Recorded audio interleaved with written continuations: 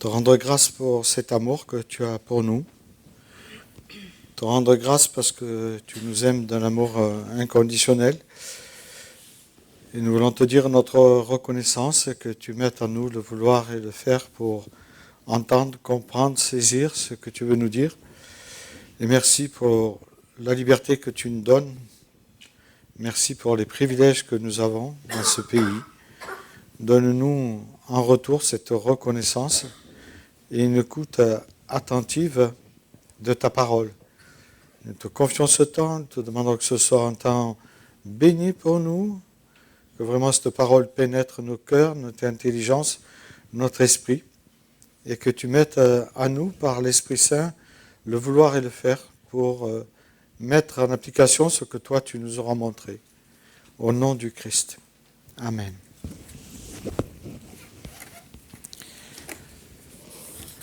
Alors, on est toujours content de se retrouver. Toujours content de pouvoir louer le Seigneur, lui dire notre reconnaissance pour tout ce qu'il fait, pour tout ce qu'il fera aussi, parce que nous croyons qu'il a des projets pour nous. Et Dieu nous invite à être des hommes, des femmes qui ont une certaine curiosité, on peut dire saine.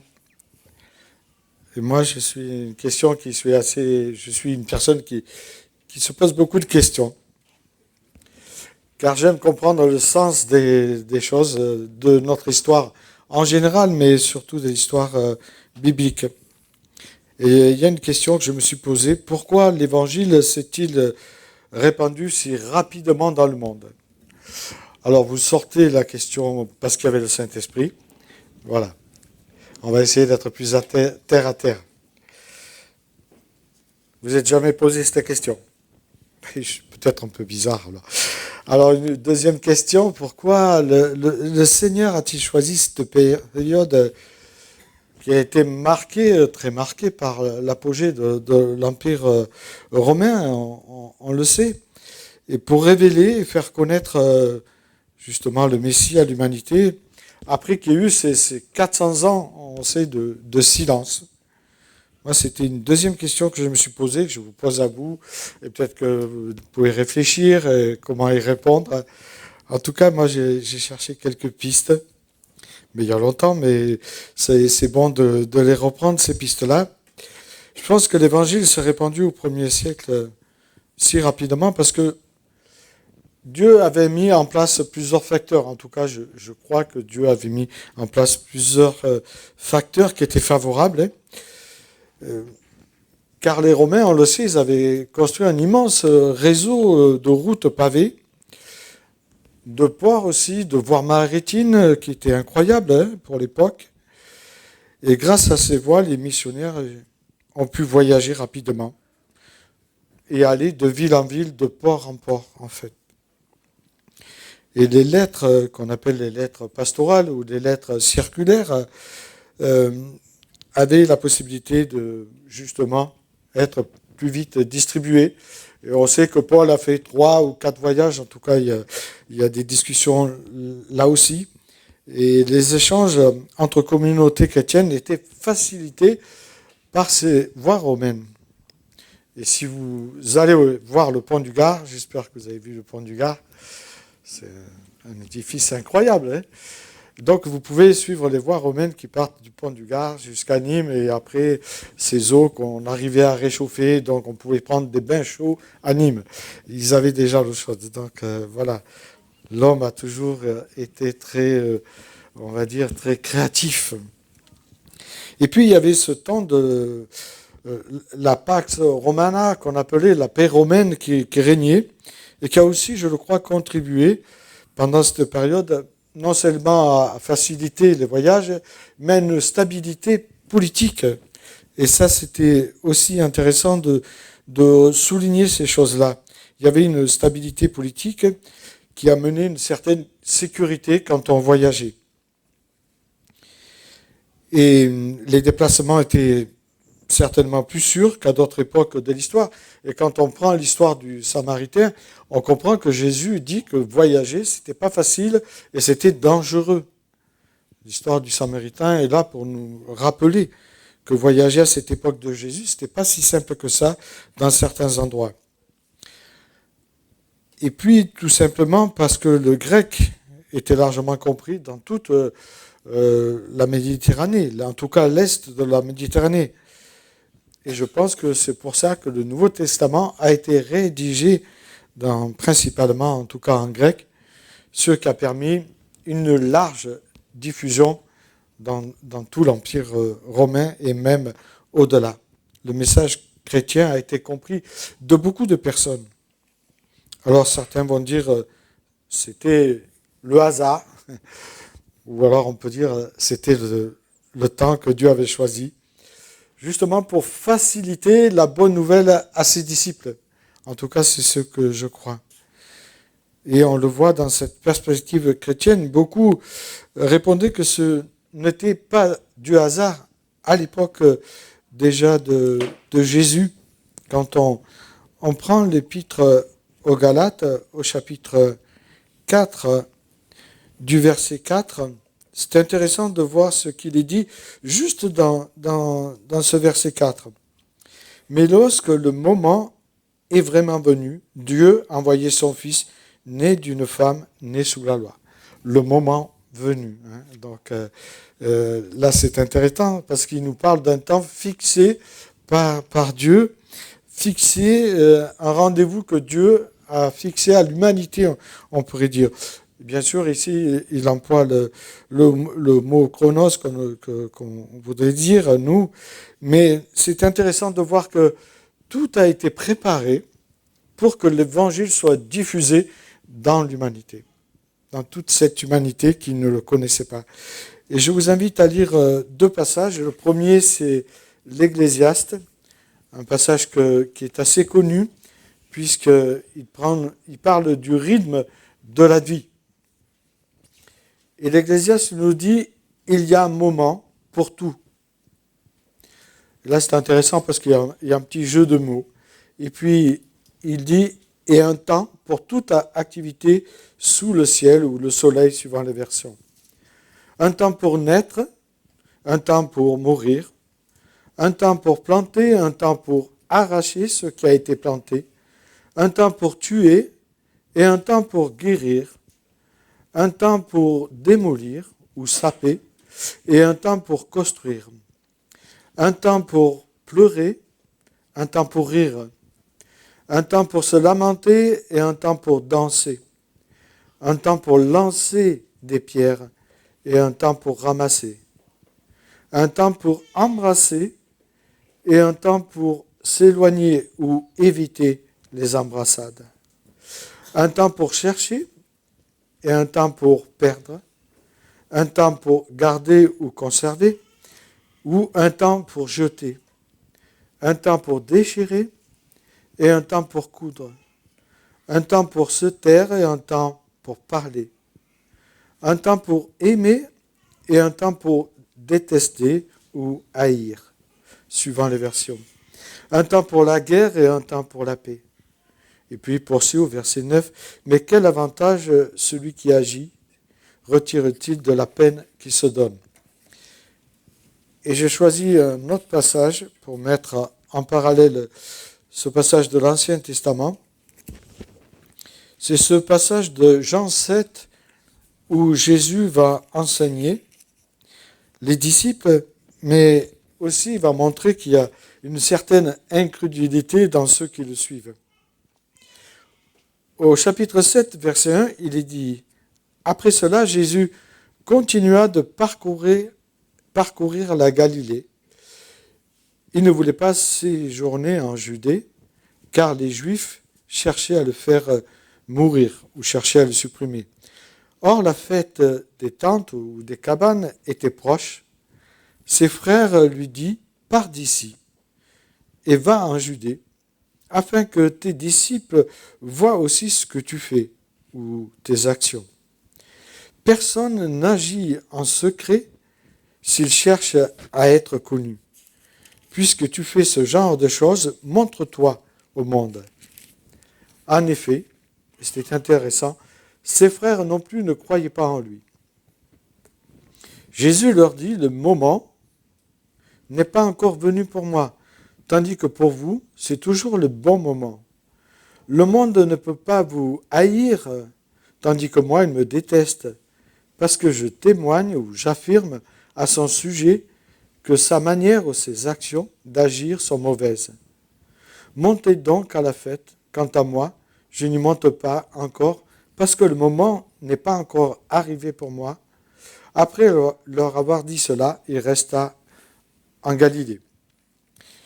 Et donc c'est intéressant les jeux de mots que les auteurs emploient pour nous décrire en tout cas ces deux textes. Et on voit bien dans le langage biblique grec du Nouveau Testament, en fait on distingue souvent deux notions du temps. Nous n'avons pas la même notion, mais eux, ils ont cette distinction, qui est le chronos et le kairos. Alors le chronos, ça désigne le temps qui s'écoule, on pourrait dire, de manière durable, c'est-à-dire les heures, les jours, les semaines, les mois, les années, etc. En fait, c'est une succession d'heures, de mois ou d'années et d'événements. C'est celui que, en principe, l'être humain utilise pour compter et aussi pour organiser toute chose.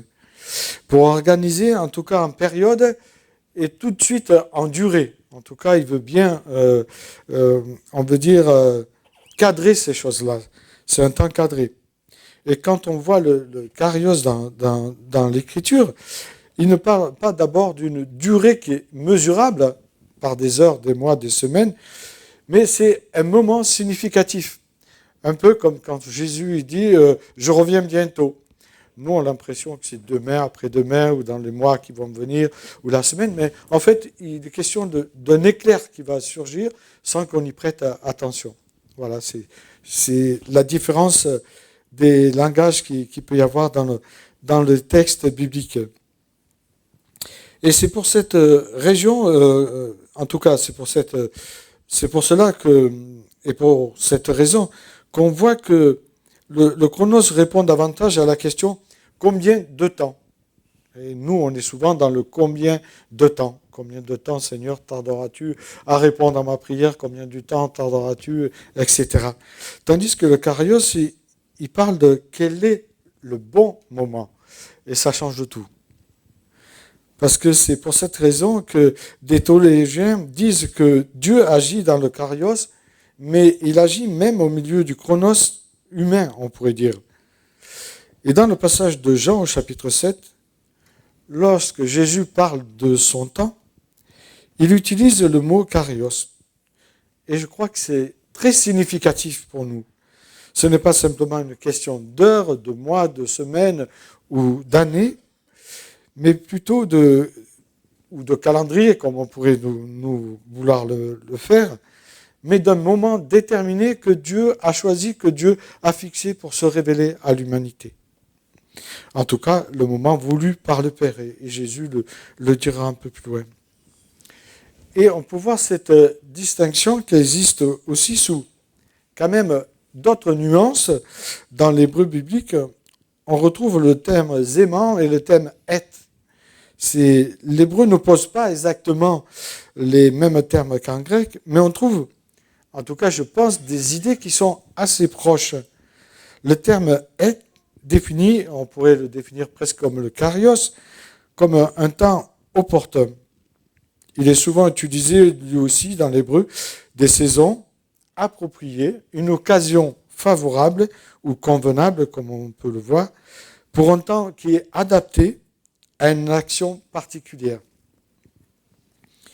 Et l'Ecclésiaste 3.1 se rapproche beaucoup de l'idée du kairos, et quand on le lit au chapitre 3, en tout cas au début, il y a un moment pour tout et un temps pour toute activité. Alors il passe du zéman à l'et, et ça c'est intéressant. C'est intéressant de voir comment l'auteur a écrit le texte, en tout cas nous le fait connaître. Et même si ça ne s'oppose pas au terme kairos grec, on voit qu'il y a une particularité dans le texte quand il dit qu'il y a un temps, donc c'est le zéman, pour tout, et un temps pour toute chose sous les cieux. Et là, il emploie le mot et. C'est un temps en fait assigné qui est déterminé et fixé à l'avance par Dieu. Alors il peut évoquer parfois une échéance, une période établie ou un rendez-vous que Dieu nous donne. Et l'auteur semble combiner deux dimensions de temps à travers ce terme zéman et être. Le premier évoque le temps établi dans l'ordre des choses que Dieu a choisi. Et là, ce n'est pas l'homme, c'est Dieu. Tandis que le second désigne le moment précis et opportun où un événement doit se produire. Alors c'est un peu casse-tête, mais c'est assez intéressant. En tout cas, ça m'intéresse. C'est pour ça que je vous le partage. Peut-être que ça ne vous intéresse pas, mais bon. Alors, par cette distinction, en tout cas qu'on trouve dans le texte, l'auteur veut nous faire comprendre qu'il existe non seulement un calendrier que Dieu a fixé pour l'humanité, un calendrier que Dieu a fixé pour notre vie. Et ça, c'est intéressant. Ça veut dire qu'on n'est pas quelqu'un comme ça au milieu de l'humanité. Mais il y a un temps exact et approprié pour chaque événement de l'histoire. Et pour chaque événement de mon histoire. Et c'est là qu'on voit que Dieu est souverain dans l'histoire, même si parfois nous on a l'impression qu'il n'est pas souverain avec tout ce que nous voyons, tout ce que nous entendons et tout ce que nous pouvons vivre aussi. Et je reviens sur cela parce que je trouve que cette souveraineté est réconfortante. Vous savez, avant on parlait souvent de la providence de Dieu. Aujourd'hui, la providence, je crois que j'ai prêché qu'une fois sur la providence en 4 ans. Pourtant, c'est intéressant, la providence de Dieu. C'est pas les choses arrivent n'importe comment, non, c'est la providence de Dieu sur notre humanité. Et quand on lit et quand on voit cette souveraineté de Dieu, on voit qu'il a organisé et approprié toutes choses pour chaque événement de notre propre histoire, de notre propre vie. Et ça donne au passage une profondeur remarquable. En fait, la vie humaine, notre vie, n'est pas livrée au hasard comme ça. Il n'y a pas de hasard. Et on le sait par les textes bibliques, Dieu nous a voulu avant notre naissance, et puis il nous dit ensuite qu'il a des projets pour nous. Alors bien sûr, ces projets, on peut les recevoir ou les refuser, mais en tout cas, ce n'est pas le fruit du hasard tout ce qui se passe. On n'est pas plongé dans un désordre, même s'il y a un désordre social, et il n'y a pas le désordre de Dieu derrière tout cela. Mais Dieu inscrit dans des temps et des saisons ce qu'il veut pour chacun de nous et pour son humanité. Il met aussi en lumière le fait que dans la vie, il faut savoir attendre le temps de Dieu. L'attendre, mais avec une confiance absolue. Comme des enfants ont une confiance absolue en leurs parents, en sachant qu'ils vont trouver le repas à midi. Et moi, j'aime bien ce chant où il nous montre la souveraineté, la providence de Dieu. C'est « Il tient le monde ». On va le chanter alors. On va chanter en tout cas la première strophe parce que il peut y avoir 6 strophes, donc je crois. C'est un vieux chant, mais qui nous montre que ceux qui nous ont précédés croyaient davantage que nous à la providence et à la souveraineté de Dieu que ceux que nous croyons nous aussi.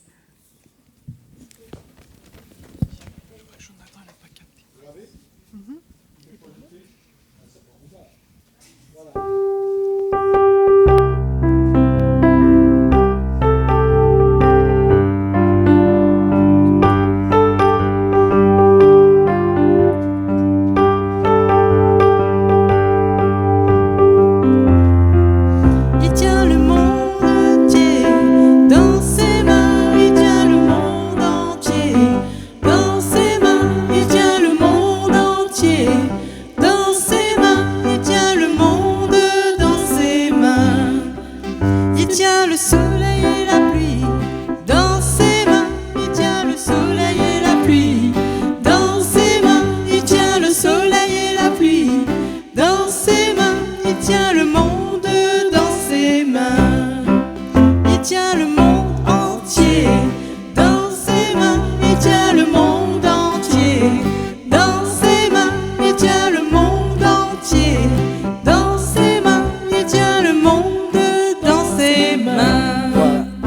beaucoup.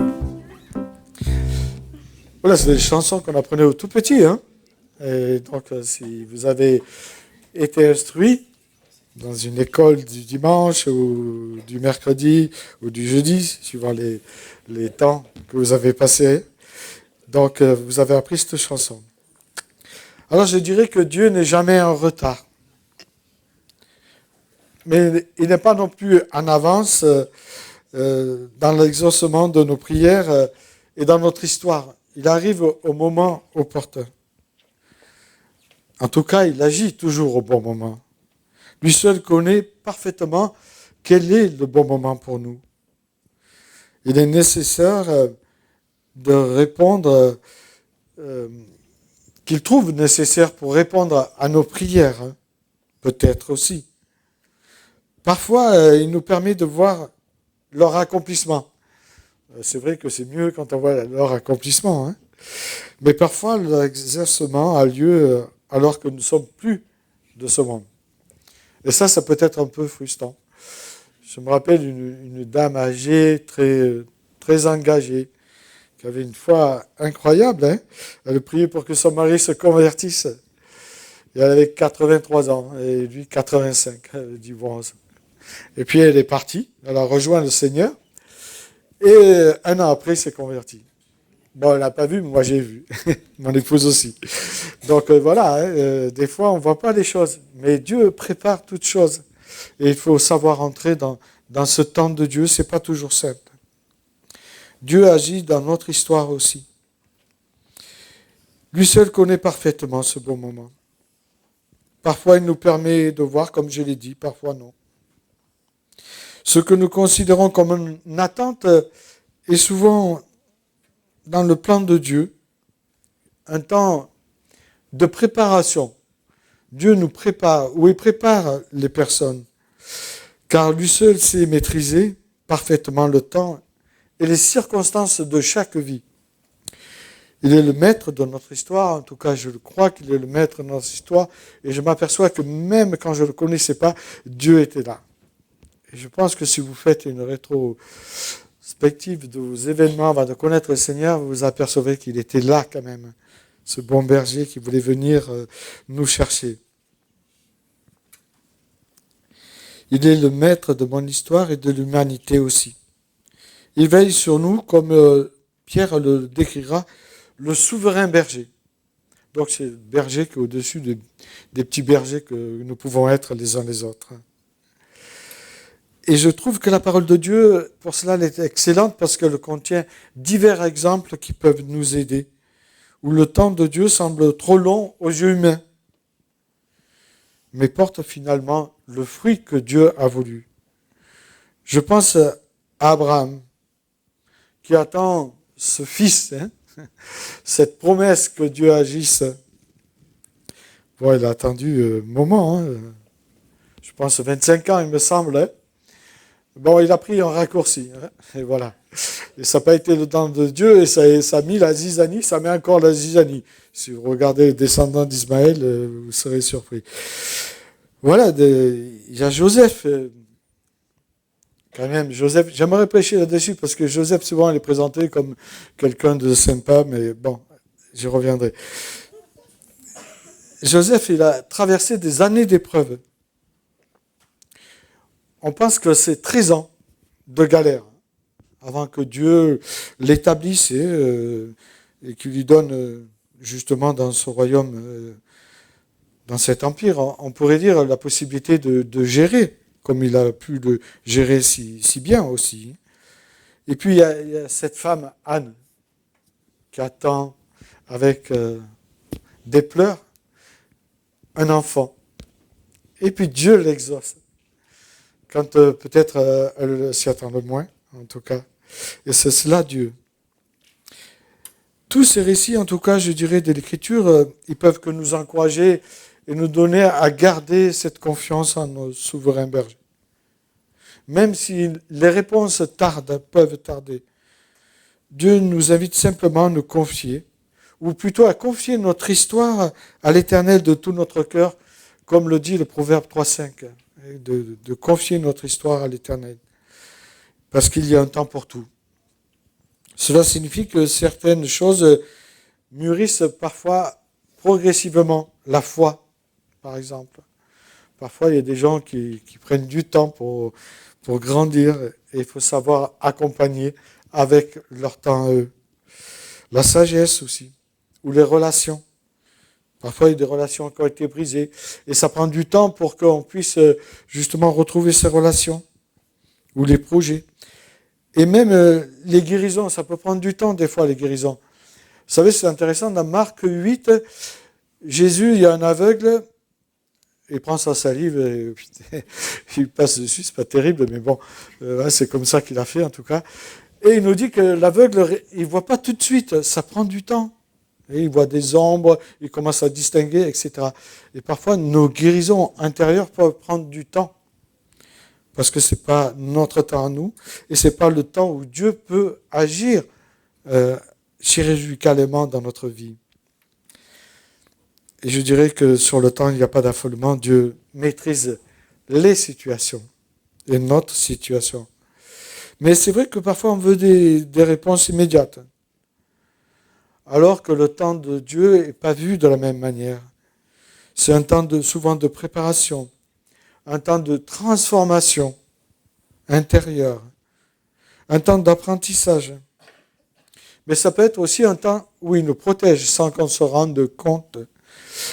Il nous protège parfois parce qu'il ne répond pas à nos prières, mais il nous protège aussi. Ça, on comprendra plus tard.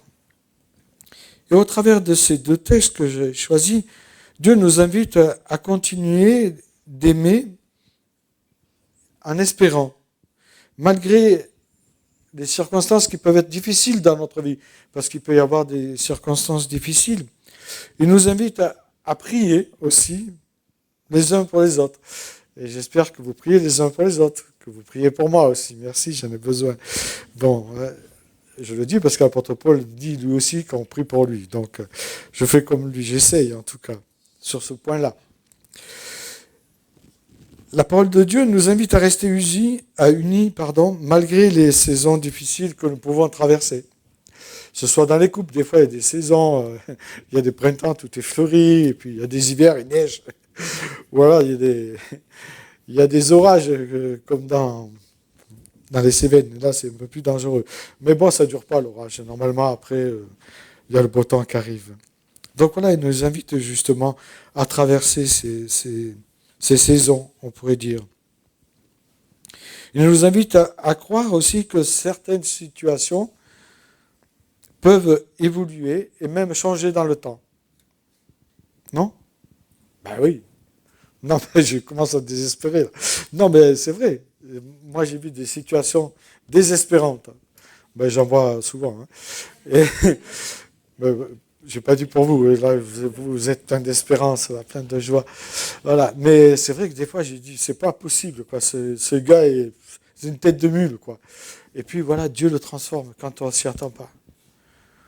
Ou prier pour certaines personnes que j'ai connues dans mon quartier. Je me disais, c'est pas possible, voilà. Et puis, bon, un jour, j'ai arrêté de prier, et puis, pop, Dieu a répondu aux prières. Là, on se dit, voilà, c'est lui qui donne et qui prend et qui nous permet de vivre des choses comme ça. En tout cas, c'est un Dieu formidable que nous avons. Savoir attendre le temps de Dieu est aussi une expression de foi qui signifie accepter que certaines personnes ou certaines choses ne se réalisent pas immédiatement, mais au moment jugé juste par Dieu, selon sa divine sagesse. Parfois on prie pour des gens, hein, c'est vrai, hein, on prie pour des gens et puis on se dit on ne les verra jamais, et puis à un moment donné on voit le fruit que Dieu permet. Attendre le temps de Dieu signifie que nous n'avons pas à forcer les choses. Parfois, on veut forcer les choses. Faire des disciples, mais de nous. C'est pas bon. C'est pas bon parce qu'à un moment donné, les gens, ils lâchent. Amener les gens à Christ. Faire des disciples du Christ, c'est le plus dur. Il faut savoir s'effacer pour laisser de la place au Christ. Et ça, on n'aime pas. Hier, il y a quelqu'un qui m'a dit... j'ai dit, toi tu aimes bien être devant de la scène, mais toi tu es là tous les dimanches devant, toi aussi. Ah, c'est vrai. C'est vrai, on aime bien être reconnu. C'est normal, tout être humain aime être reconnu, être aimé. Et parfois, on ne voit pas derrière les gens l'histoire qu'il y a derrière. Et Dieu nous invite à regarder cette histoire. Mais il nous invite justement à ne pas forcer les choses parce qu'il est fidèle. Il reste fidèle. Il nous invite à rester présent à rester fidèle, plutôt dans le présent que nous vivons et dans l'avenir. Et donc continuer à avancer en croyant que toute chose concourt au bien de ceux qui aiment Dieu. Ça, c'est un verset terrible. Romains 8, 28, c'est un collègue qui me le citait à chaque fois parce qu'il vivait des choses complètement difficiles. Et il me citait toujours ça. Je disais, oh là là, tu n'as pas choisi le bon verset, mais c'est pas grave. Après, sa vie a changé quand même, au bout de 15 ans. Mais il vivait une situation difficile et 15 ans après, voilà. Je ne veux pas en parler parce que s'il écoute, il va repérer de qui c'est. Voilà, en tout cas, savoir attendre le temps de Dieu, c'est une manière de dire je ne peux pas tout contrôler. Je vais faire réagir les femmes. J'ai rien dit encore. Hein. Bon, je ne peux pas tout contrôler, mais je fais confiance au Seigneur. Voilà. Il y a des choses qu'on ne peut pas contrôler. Voilà. Moi, en tout cas, je crois que je ne suis pas dans le contrôle et c'est désespérant pour certains. Mais bon, je suis comme ça. J'essaye pas de contrôler. Mais des fois, ça m'arrange de ne pas contrôler, de ne pas savoir ce que je vais dire, etc. Je pense que ça laisse plus de place à l'Esprit de Dieu pour que justement il nous transforme et il permette que nous soyons des vrais canaux pour lui. Voilà, ce n'est pas une question d'heures parfois, de mois, de semaines, hein, de calendrier comme nous on voudrait le voir, mais du moment déterminé et voulu par Dieu, parce qu'il est notre Père aimant et il accomplit toutes choses en son temps. Je vous invite à prier.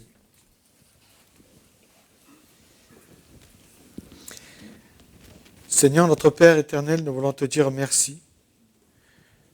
Merci pour ce privilège d'avoir ta parole, de pouvoir la lire, la sonder, la méditer, pour saisir et comprendre ce que tu attends de chacun de nous, de cette humanité qui souvent s'éloigne de toi.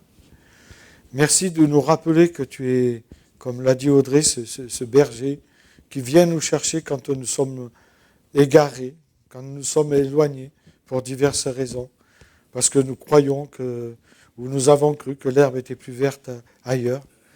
Merci de nous rappeler ce grand amour, comme nous avons pu le vivre au travers de ce repas, de nous rappeler que toi tu as tout donné et tu as accompli toutes choses en son temps. Tu t'es manifesté à l'humanité quand toi tu avais prévu. Et nous croyons, Seigneur, que tu te remanifesteras à l'humanité quand toi tu l'as prévu. Et donne-nous, entre-temps, de savoir t'attendre en veillant et en priant, afin que nos lampes soient remplies de ton huile et que nous continuions à persévérer dans ce chemin qui n'est pas toujours simple, mais en sachant que tu es à nos côtés. Nous croyons que nous pouvons aller de l'avant parce que tu nous donneras le vouloir et le faire pour continuer à persévérer. Au nom de Jésus-Christ. Amen. Donc nous allons chanter. Oui.